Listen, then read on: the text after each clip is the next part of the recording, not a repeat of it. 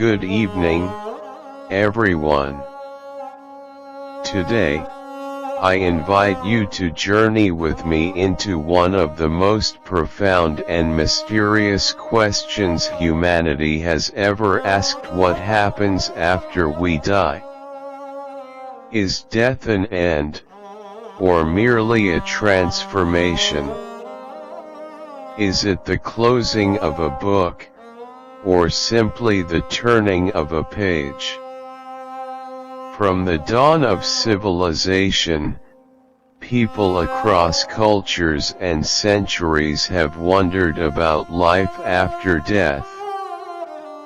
Ancient Egyptians believed in the field of reeds, a paradise mirroring earthly life, reached by the soul's judgment before Osiris. In Hindu philosophy, life and death are seen as parts of a continuous cycle, samsara, where the soul is reborn again and again until it attains liberation, or moksha.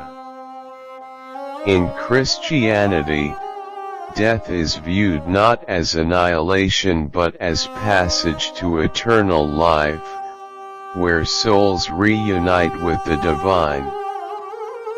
And in Buddhism, death leads to rebirth, each life shaped by the karma of the previous one. Every religion, every tradition, has sought to answer this timeless riddle because it touches the very core of human existence, the yearning to know that we matter, that something of us continues. Science, on the other hand, has long approached this mystery with skepticism. For the materialist mind, consciousness is a byproduct of the brain. When the brain ceases to function, awareness dissolves like a flame snuffed out when its fuel runs dry. Yet, even within science, questions remain. Modern research into near-death experiences, people revived after clinical death, reveals stories that defy easy explanation. Many describe floating above their bodies, moving through tunnels of light, encountering deceased loved ones, or feeling an overwhelming sense of peace and love. Neuroscience struggles to explain such accounts. Could consciousness exist independently of the brain? Could death be not an end, but a doorway? Philosophers have long wrestled with this idea. Socrates once said, "To fear death, my friends, is only to think ourselves wise without being wise." He believed that death is either a deep, dreamless sleep or a migration of the soul to another place. Either way, he said, there is nothing to fear. Similarly, Indian sages teach that the body is but a garment, and when it wears out, the soul simply changes it for a new one. Just as a man discards worn-out clothes, says the Bhagavad Gita, so does the soul discard worn-out bodies and enter into new ones. When we look at death through this lens, something remarkable happens. We begin to live differently. The fear of death gives way to curiosity, even reverence. Life becomes not a race against time, but a precious opportunity to grow, to learn, to love, and to prepare for the next stage of our journey. If death is a teacher, then perhaps it teaches us the value of each breath. If there is life beyond, it teaches us that nothing is ever truly lost, not love, not kindness, not the essence of who we are. Consider for a moment the seasons. Spring gives life, summer nurtures, autumn lets go, and winter brings stillness only to awaken again. Is this not the rhythm of existence itself?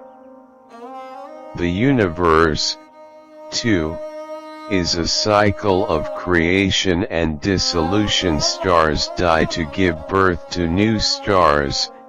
Energy never vanishes, it only changes form. Could human life be any different? Whether one believes in reincarnation, heaven, or simply the continuity of consciousness, one thing remains universal: the human desire to leave a mark, to make meaning. We are not just bodies made of dust and water, we are stories, memories, vibrations of thought and emotion that ripple far beyond our lifetime. So, what should we take from all this? Perhaps the question is not only, is there life after death, but also, is there life before death? Are we truly living with awareness, with compassion, with gratitude, or merely existing? When we live meaningfully, death loses its sting. For even when the body falls, the deeds of love, the memories we create, and the lives we touch, these continue. They become our immortality. In closing, let us remember this: death is not the opposite of life, it is a part of it. It is the shadow that gives shape to light. And if we learn to embrace that mystery, we discover that what lies beyond death may not be darkness, but a return to the infinite, where we came from, and where we shall one day return. Thanks for listening. And yes, don't forget to subscribe, like, and share your channel Spiritual One for more mantras, stotras, and sacred chants. Click the bell icon to get notified about our new uploads. Spiritual One is your own channel.